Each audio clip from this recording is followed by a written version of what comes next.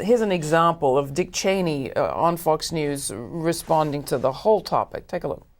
I guess the other thing that offends the hell out of me, frankly, Chris, is we had a track record now of 8 years of defending the nation against any further mass casualty attacks from al-Qaeda. The approach of the Obama administration should be to come to those people who were involved in that policy and say, how did you do it? What were the keys to keeping the country safe over that period of time?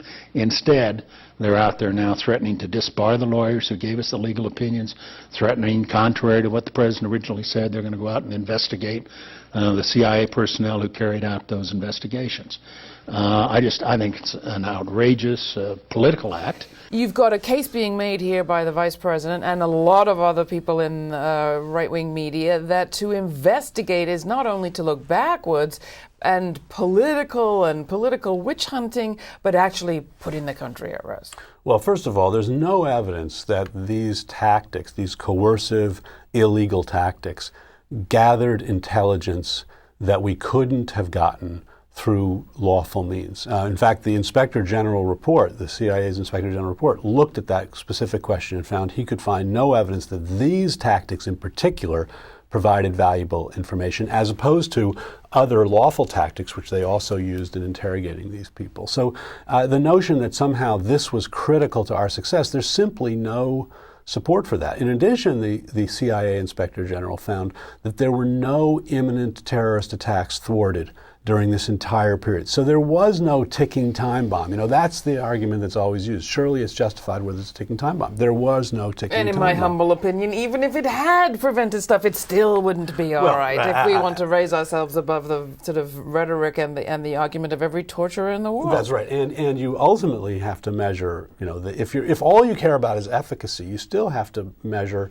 the costs that these kinds of tactics inflict on us, right? One of them is that we cannot bring perpetrators of horrendous acts to justice because of the way we treated them. We've effectively immunized them from being held accountable. So nobody has yet been held accountable for 9/11.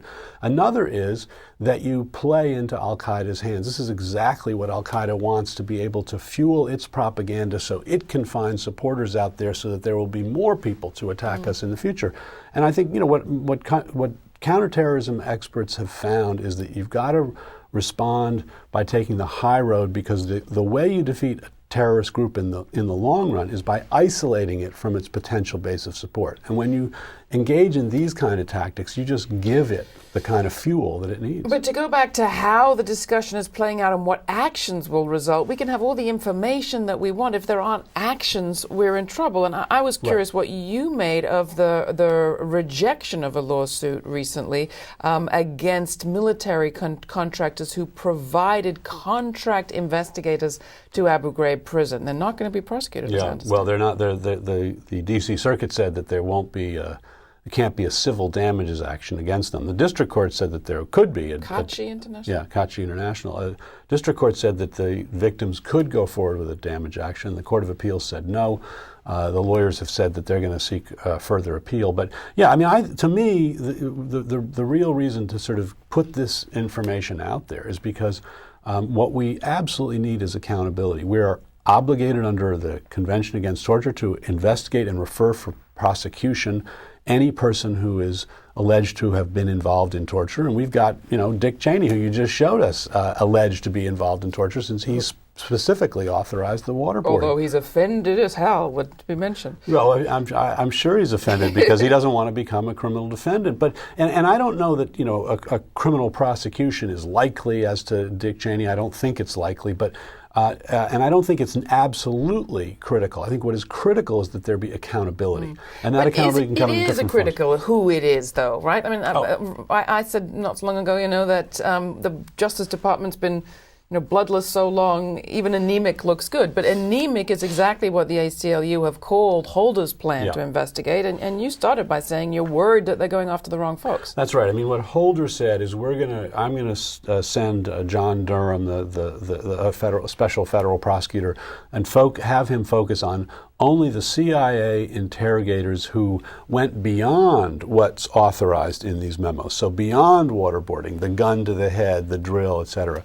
But that, that doesn't. That's like Abu Ghraib. That's just like Abu Ghraib, where we had from the highest levels of the administration authorization of brutality, and when it was discovered, we sort of backed away from it.